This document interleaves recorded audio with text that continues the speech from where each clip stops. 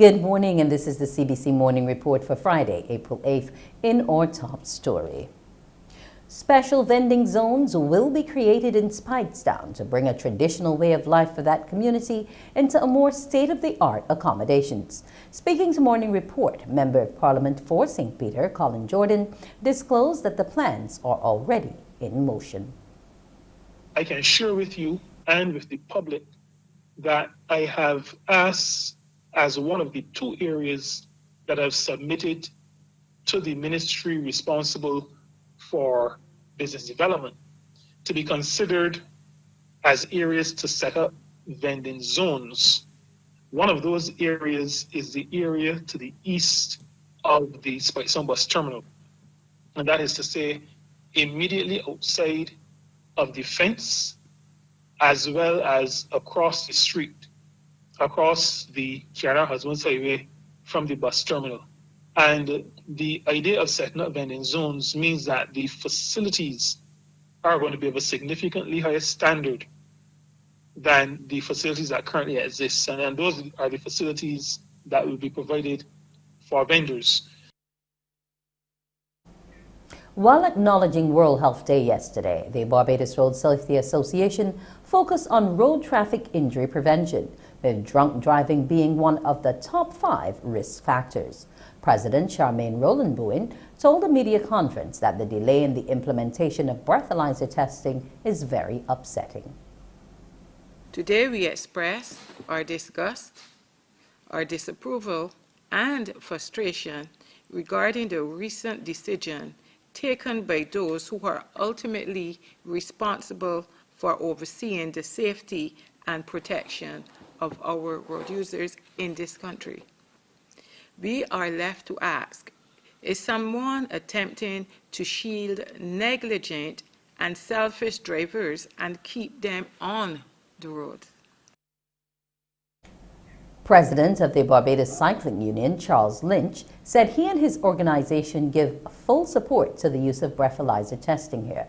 He said many cyclists, including himself, have been injured at the hands of intoxicated drivers. If a driver is impaired for any reason, it is a danger to a cyclist, not only to cycling, also to pedestrian traffic, also runners on the road, and anything that we can do to stop this impediment of people not being in control of their vehicles would really be an answer for us to feel safer on the roads in Barbados. If I go back personally, as a cyclist, I've been cycling for many years, and I was also a victim of an accident some years ago, so I speak firsthand from this knowledge. It is alleged that the driver was impaired, and I can only say alleged because it was never proven. But certainly, really and truly, if you have the experience of going out and partying and stuff like that and consuming alcohol, you should be responsible enough to know, look, I am unable to drive a vehicle. Next on the CBC Morning Report, updates on the COVID-19 pandemic and the war in the Ukraine.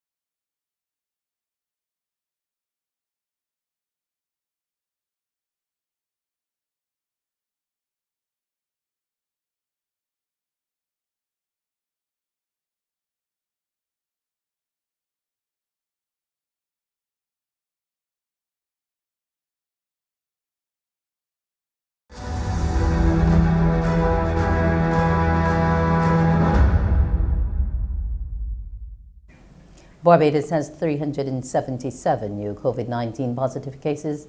This according to the Best Dos Santos Public Health Laboratory after conducting 1,401 tests on April 6.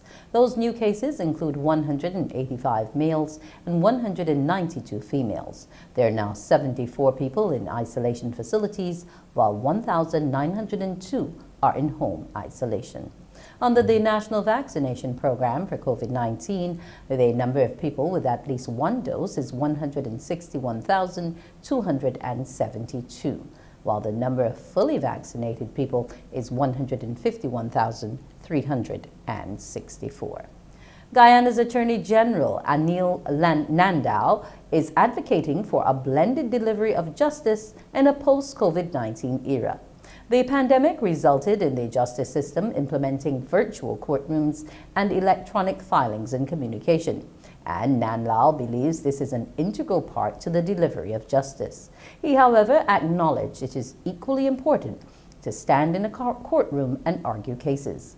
The Attorney General, who spoke at the opening session of the Demerara Criminal Assizes, also lauded the justice system for serving citizens with distinction during this period. There are multiple examples of successes of this system in the new normal. In the midst of this physical shutdown of courts, which graduated to virtual courts, the legal fraternity stood tall and rose to the occasion of adjusting to the new normal. We could no longer operate as we used to. Technology and internet became indispensable going forward. Today, it seems that COVID-19 is in a decline. And some would say we are slowly returning to the way things were, to normal. Well, I say that we should never return to the way things were. And I say that a blend of what obtained before, coupled with the system which we have implemented, should form an integral part of the new normal to propel the machinery of justice. Virtual courtrooms have the ability to instantaneously transport judges, magistrates, attorneys at law to courtrooms, and when the hearing is over, they are immediately transported back to their homes, offices, cars, or their local bar. This reduction in time needed to travel allow these officers to shift focus to other matters much quicker. In the Bahamas, Minister of Health Dr. Michael Darville says it's vital his ministry is provided with resources as the pandemic rages on and a new variant spreads across the globe. Dr. Darville says in order to ensure that happens, his ministry has petitioned the Ministry of Finance for funding. We have to have resources. We are in budget mode as we speak, and the Ministry of Health and Wellness petitioned the Ministry of Finance to ensure that areas where there are deficiencies in resources, we are able to have the resources in order to function effectively. Transparency regarding spending by the Minnis administration during COVID-19 has been an issue repeatedly raised by the Progressive Liberal Party when it was in opposition. In January, Financial Secretary Simon Wilson was unable to say yesterday whether a forensic investigation would be needed into COVID-19 spending by the previous administration. When asked what amount of money he thinks would be needed to shore up health resources, Dr. Darville said this. It's very difficult, Jasper, to put a price tag on what resources would be needed in the fight against COVID. It's very difficult, but I assure you that there is sufficient funds that is available to the Ministry of Health and Wellness. And the Davis-led administration, if there are shortfalls, I have the capability to go to Cabinet to meet those shortfalls. Now to the war in the Ukraine. The UN General Assembly has voted in favor of a resolution to suspend Russia from the world body's Human Rights Council. As atrocities in Ukraine mount, the country's ambassador appealed to the General Assembly to hold Russia accountable and suspend them from the Geneva-based Human Rights Council. All you need to do is to press the yes button and to save the Human Rights Council and many lives around the world and in Ukraine. On the other hand, pressing no means pulling a trigger. Russia, denying all wrongdoing, accused the West of double standards. What we're seeing today is an attempt by the United States to maintain its dominant position and total control to continue its attempt at human rights colonialism in international relations. Russia lobbied hard, convincing China to vote against suspension. Such a hasty move at the General Assembly, which forces countries to choose sides, will aggravate the division among member states, intensify the confrontation between the parties concerned. It is like adding fuel to the fire. In the end, 23 countries sided with Russia. 93 voted in favor of suspension, but India, Brazil, and South Africa were among 58 countries that abstained, saying an investigation should be concluded first. Mexico also abstained. I think it creates more polarization. A country that supported previous resolutions deploring Russia's aggression. Mexico is in favor of everything that will keep inclusion and dialogue on the table. Still, Ukraine and its backers hailed the decision as a victory. It's kind of a catharsis for the Human Rights Council. The 47-member Human Rights Council launched an investigation into possible war crimes in Ukraine while Russia was still a member over Russia's objections. Now it will release its findings without Russia, who, after becoming only the second country to be suspended from the council, announced it was quitting.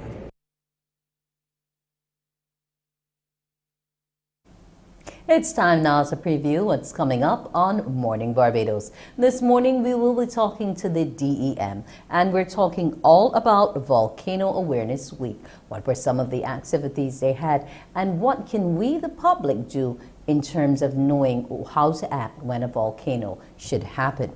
Also, we will be looking at a new author who's going to be having a book launch this weekend coming up, and it's all about how the Bible helps with finance. You'll find out more on Morning Barbados.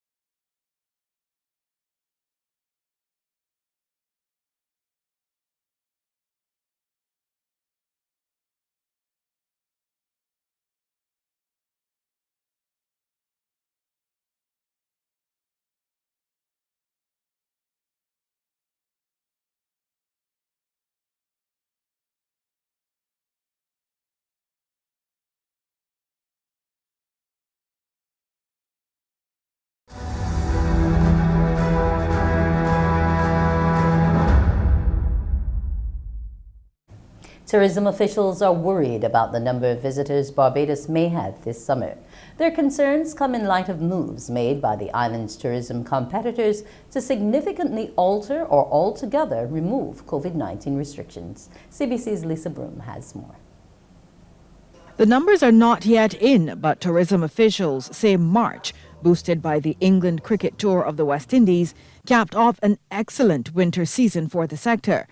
Chairman of the Barbados Hotel and Tourism Association, Renee Coppin, told a press briefing today this past winter season was the most positive since 2019, which was the last normal year for the industry.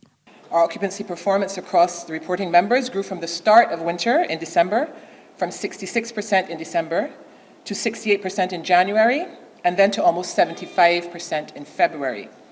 March, as you know, we had cricket, and we are awaiting our figures, official figures from SDR, which is our reporting mechanism.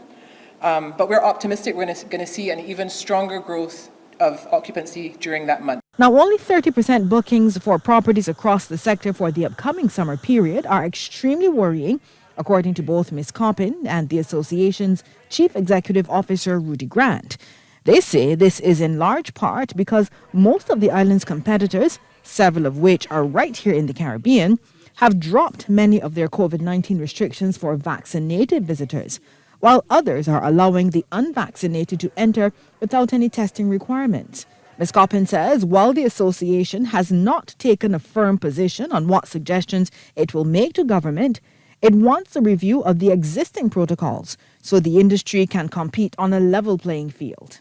The position, if we were to articulate one, is that we believe that the testing requirement for vaccinated persons is one that should be reviewed. We also believe that there is room for review of the mask mandate, and there are tweaks that can be made, but I wouldn't want to speak without discussion with other partners that we've asked for collaboration with on this as to the specifics of that. Masks have an important role to play in combating this virus. None of us denies that. However, there are contexts within which the mask mandate is difficult to police, and based on the science may not necessarily need to be implemented in the way it's currently being done. Meantime, Mr. Grant pointed out that many of the island's source markets, including the UK, US and Canada, have also dropped their COVID-19 restrictions. Tour operators coming out of the United Kingdom have indicated to us that there are certain destinations that are now selling better than Barbados. That's the reality. That's not the BHDA holding the position. That's the BHDA communicating exactly what is happening in the marketplace. And the truth is, those are things that we do have to pay attention to. The tourism executives say they want a meeting with the authorities with a view to relooking the protocols so they match the science and the environment and are balanced with what is needed to keep the island open. Lisa Broom, CBC News. A loan store will soon open its doors in Barbados, an initiative of the CIBC First Caribbean International Bank. It is part of the bank's digital client onboarding program. And Managing Director of Retail and Business Banking, Mark St. Hill, says testing is in progress and the doors of the store should be open by the end of the month. We have harnessed the very best in technology, accessing significant data across our bank, providing access to loans in 10 minutes. Whether it's a personal loan, or auto loan, a credit card. And by the way, that 10 minutes includes approval and crediting your account with the funds. We are making our clients' ambition a reality in 10 minutes. The stage is set for the finals of Beige to the World Season 2 tomorrow night. One of the 9 finalists will be crowned champion of the competition. CBC's Shane Jones reports. For the first time since the activities to commemorate Barbados' transition to Republican status last November, Golden Square Freedom Park will play host to a major event. When we got there, crews were hard at work. The stage was already erected and last-minute checks were being made as the picturesque venue was being transformed for the showdown, which will see the winner taking home a cash prize of $20,000. Producer of the show, Dwayne Grisette, said the contestants, whose ages range between 14 and 36, have shown major development throughout the season. They learn a lot from the mentors, from the workshops that we had. They gasped a lot from financial management to corporate, to law, to copyright, all of these things, and some things that they didn't even know. And we're here now for Saturday, where we're going to actually get a winner. The winner won't be the only person getting prizes. The second place winner is $10,000, third place $5,000, and all other persons from 3rd to ninth place would receive a cash prize along with a trophy, and which was sponsored by C.O. Williams. Then on Sunday morning, we will then have a People's Choice, which is going to walk away with another $1,000 in cash from the City of Bridgetown Credit Union. The cash prize isn't the only thing the winner will be walking away with. They will also have a once-in-a-lifetime opportunity to tour with Trinidadian soca stars Bunji Garlin and Faye Ann Lyons. Faye Ann, who flew in for the finals, said she is looking forward to sharing her knowledge with the winner. We would like the artists to understand stuff like royalties and publishing and master's rights, and because if you're going into making this an actual career, these are words and terminologies that you'd have to familiarize yourself with. Also, touring, simple thing like touring, a lot of people think, you know, it's all fun and games until you have to wake up 6 o'clock in the morning to take a flight, to go somewhere, come off the plane, go do press, go do radio, go back to the hotel, change, go do your song check.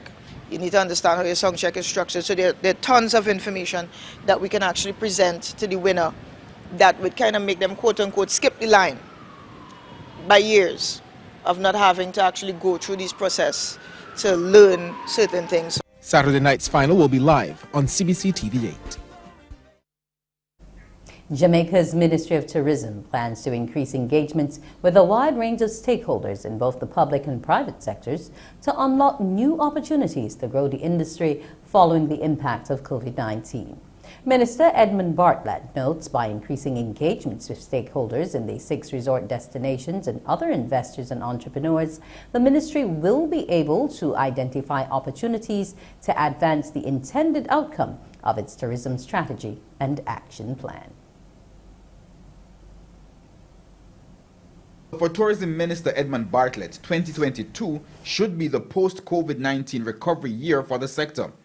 He says arrivals and stopovers are improving.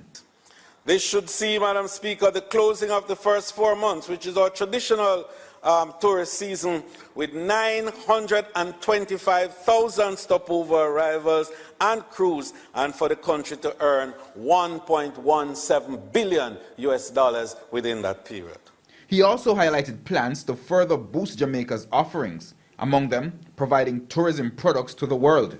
And I'm proposing, and I've in fact established a team headed by Wilfred Bagaloo to study and look at the establishment of a tourism supplies logistics hub to be positioned in the free zones of Jamaica to enable production for our local market as well as the international market.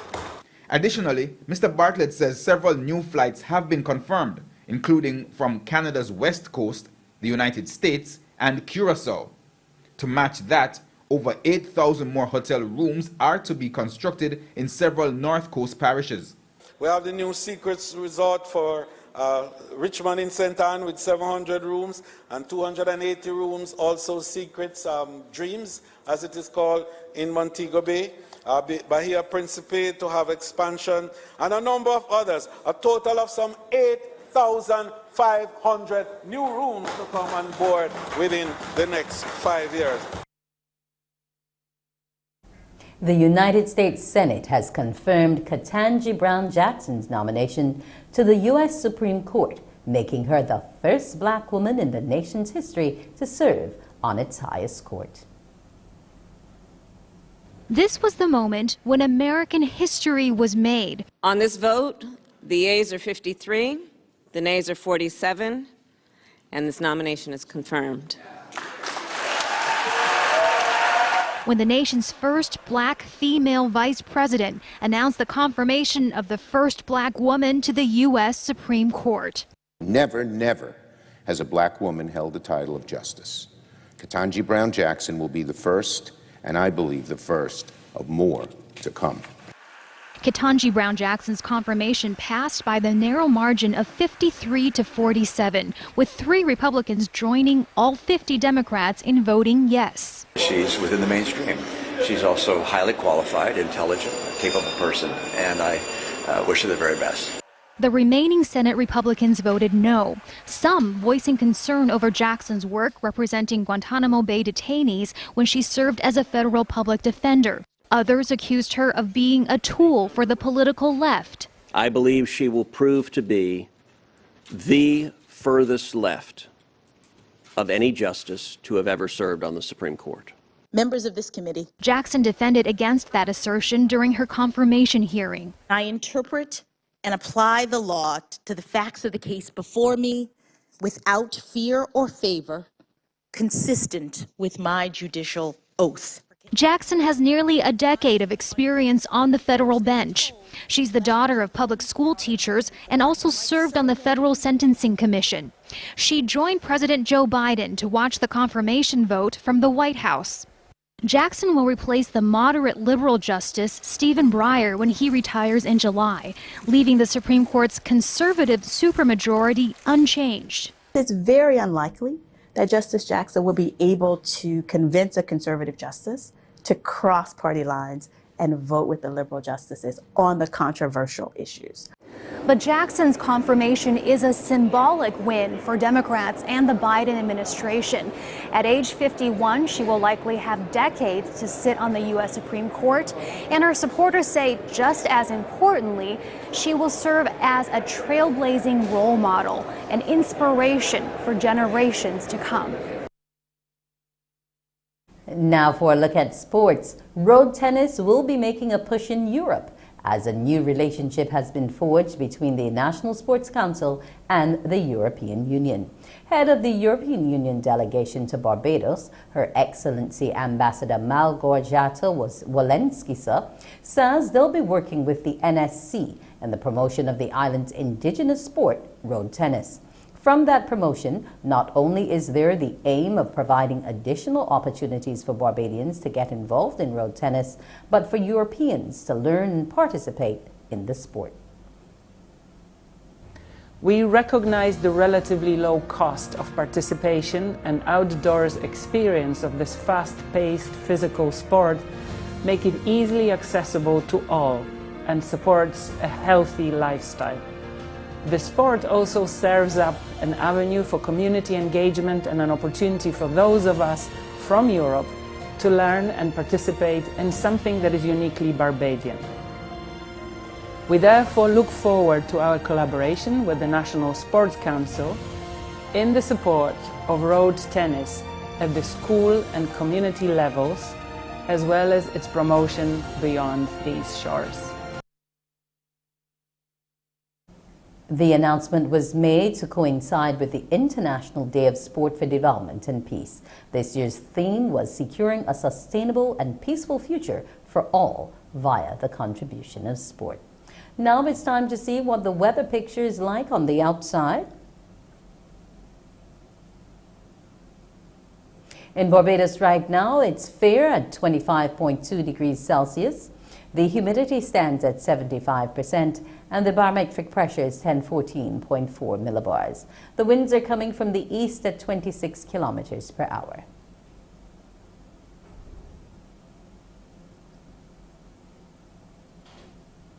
The tides, low tide will be at 3:19 p.m.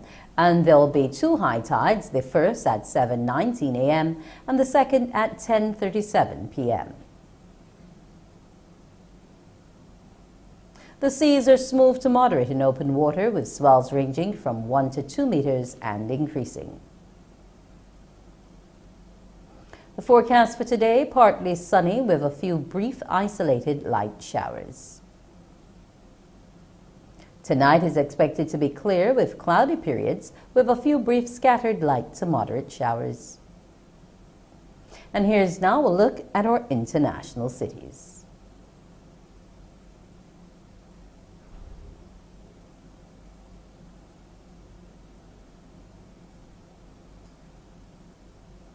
That's today's morning report. Our next newscast will begin at noon. And you can also tune in to The World at 1 via our radio network of stations 100.7, 98.1 The One, and 94.7 FM. It's time now for Morning Barbados. Wake up, wake up, wake up, wake up. Barbados, get up. Good morning. Good morning, Barbados. Good morning. Good morning to you. Good morning, morning, morning, morning. Good morning.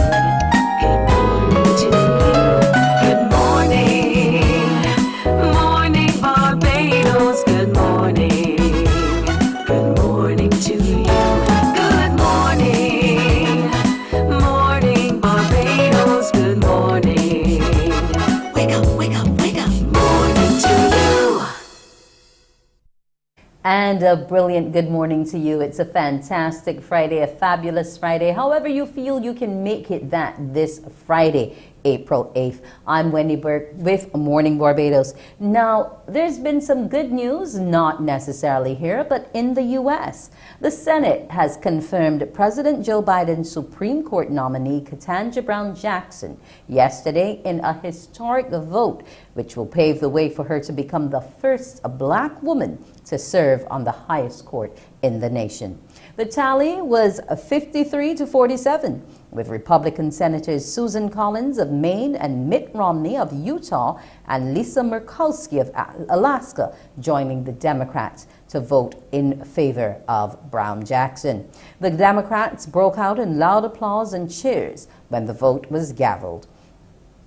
Congratulations to her. And at 51, great going, Ketanji Brown Jackson. And today, the local Ministry of Health and Wellness presents Sneaker Day. Now, it's a workplace wellness initiative. It's been ongoing for a while, but it encourages you to wear your sneakers to work and keep moving throughout the day. So, avoid the stairway.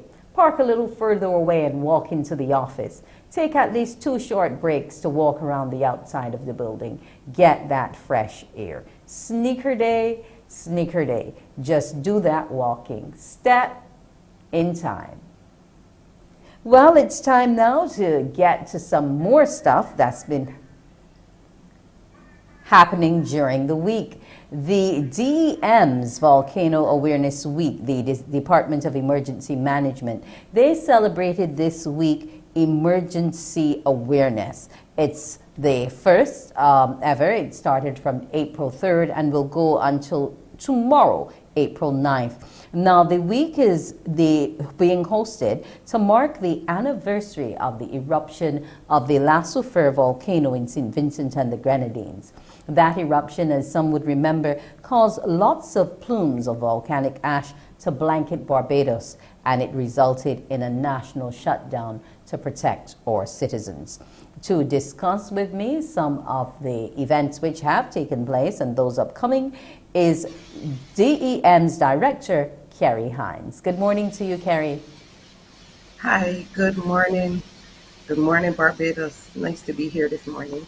Yes. Now, you all decided to start with a series of public service announcements to get the awareness out there on our local radio stations, TV stations, etc. How, as well as your social media pages. How did that go for you? Did you get the type of uptake that you wanted? Yes, our Volcanic Hazards Awareness Week runs from April 3rd to 9th. And because of the environment that we're in at the present moment, we decided to run a virtual campaign. And this pushed a lot of information to our social media channels.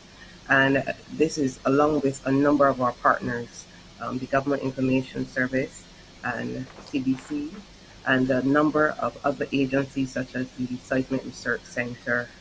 And we also partnered with the National Emergency Management Organization in St. Vincent and the Grenadines as well. So the update has been very good. We've had a number of impressions on our page and engagement on the page. We started off the week with the launch of the public service announcement where we used Mr. Stetson Wilcher, Red Plastic Bag, and he graciously send it to doing one of our public awareness announcements, and we were happy for that. Now, outside of that, today is going to be story time for the little ones. Tell me what that is all about and what kind of stories they'll be hearing. Well, we produced a number of stories. Last year, we did a story based on the Angry Mountain, our volcano. And that went really well because we thought we needed to get the kids sensitized to the various hazards that can affect us, not only here in Barbados, but in the Caribbean. That story time was done in conjunction with CBC, and we mounted that on our social media channels this week again, because it really did get a lot of engagement and support last year. Now, in addition to that, we also have Dr. Yvonne Weeks. She's a university lecturer, and she has a new book on a disaster series, and she has indicated we partnered with her, and she is going to read a story to the children based on volcanoes. She'll do that today. The webinar, Real Talk in the Face of Danger. Now, are people really understanding what the dangers are? Because for many, it was seen more as a bothersome type of impact in terms of the fact that we had all the ash cover, the darkness, people had to stop work. A lot of Barbadians responded to it not with the level of concern we would have expected for all. Most of them came around once they saw what Vincentians were going through in terms of needing supplies and aid and that type of thing. But are we really keen on understanding that anything can happen at any point in time in the Caribbean region, given all that we're going through with climate change? The fact is, Barbados, the Caribbean is a hazard-prone region, and there are multiple hazards that we have to ensure we are aware of, and we know what actions to take if they happen at any moment. There's not a set season for seismic hazards. Yes, we have a season for the hurricane hazard, but they're not set seasons for all the hazards. So we have to employ a continuous sensitization program to ensure that persons are aware of what to do when something occurs.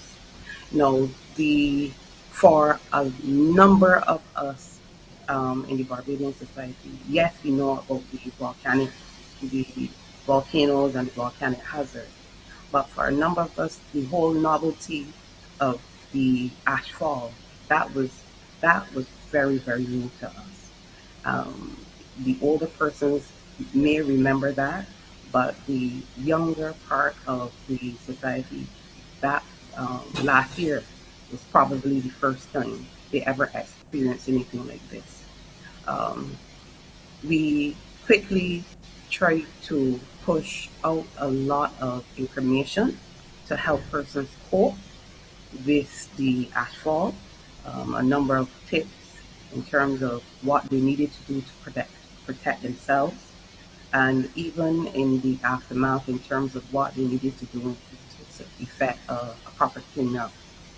It is a work in progress, and we decided that we would mount this public awareness week of activities to assist in really improving or enhancing persons' knowledge about the volcanic hazard and the various volcanic hazards, not just the eruption of the volcano, but also the impending ashfall and stuff.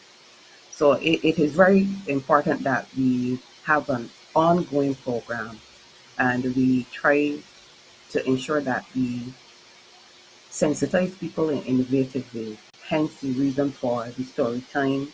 We had the webinar yesterday, which was very well received. We also partnered with the Global Forum on a Safe Ocean, and that was actually, the webinar yesterday was actually one of the side events.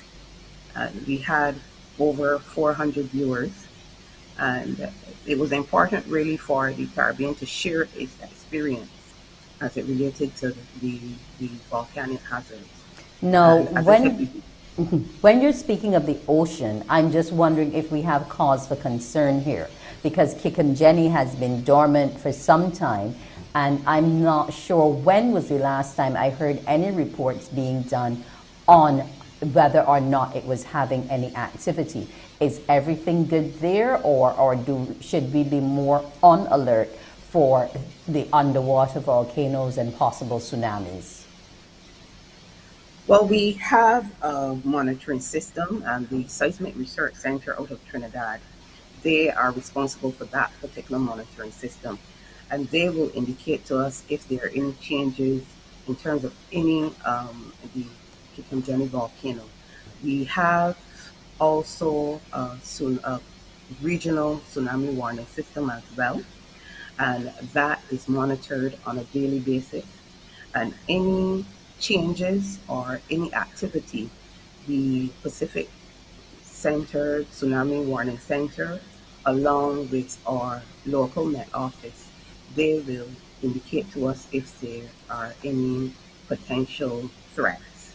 Okay. Now, outside of the PSAs that you've been doing and so on, how are we going to look to ensure that this information remains resolute in the minds of our people?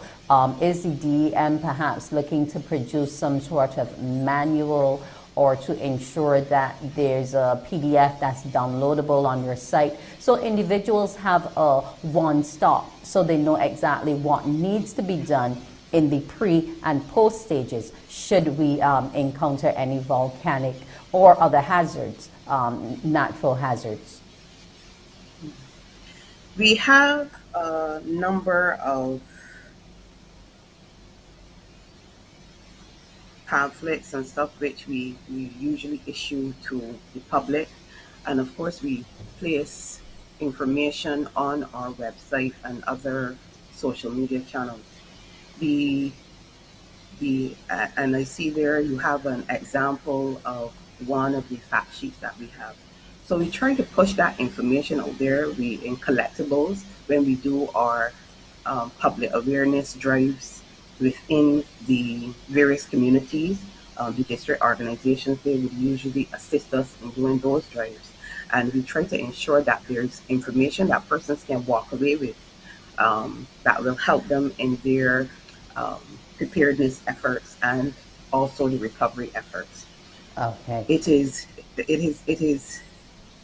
We realize the value of using the social media, especially in this particular environment, and we try to push as much information out there. We also do a number of presentations to community groups so that we can also, the persons who may not have access to social media, they still have access to us and access to the information that will surely assist them. Now, what's coming up on the final day before we go away? It ends on the 9th. What's set for tomorrow? Well, we're going to mount a number of flashback photos, and hopefully we also would encourage persons to send in their photos as well so you get an idea of really what it was, how it felt. I know it may be traumatic for some, but also I think it is a reminder of what can happen in our sphere, and it is important that persons know, and the information is out there. Okay, so here's hoping that they take use and full advantage of that information, and that we are not only physically prepared for anything that would come, but mentally as well. Because as you said, there are some people who it will still be tough on in terms of grappling with what took place. I want to thank you so much, Carrie Eiffel, not Eiffel, Carrie from the DEM, and you hope you had a great, successful timing in terms of all of your webinars, your PSAs, and that they won't stop here in just this 1 week, but that we keep Barbadians and or neighbors as well alert as to all that can happen in times of hazards. Thank you so much and have a great morning. Thank you so much, Wendy, and good morning, and have a wonderful weekend, Barbados. Thank you. You have a great one as well.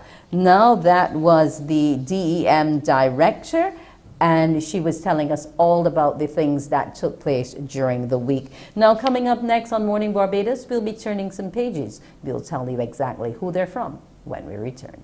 Morning, morning, morning. Good morning. Good morning to you.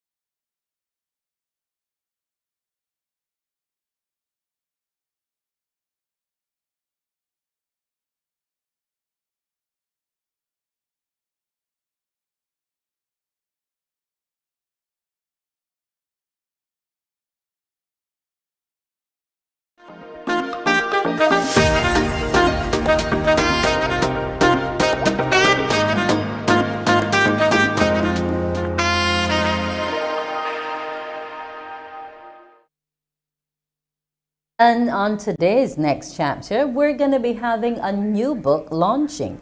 Yes, it's going to be launching coming this weekend. It's called Kingdom Budgeting for Women, and it was written to shape and transform the lives as it relates to finances. The author suggests that there is much room for minorities to experience financial freedom. Using the foundational principles of the Bible, Tara seeks to inform and align the practical with the spiritual. Good morning to you, Tara Mears. Good morning. Good morning, Barbados. Yes. Now, this book that you're launching on the 9th is a different kind of book launch because you're going to be having some featured speakers. You're not just launching the book and signing away copies. Tell me about what is going to come along in this presentation. What can we expect?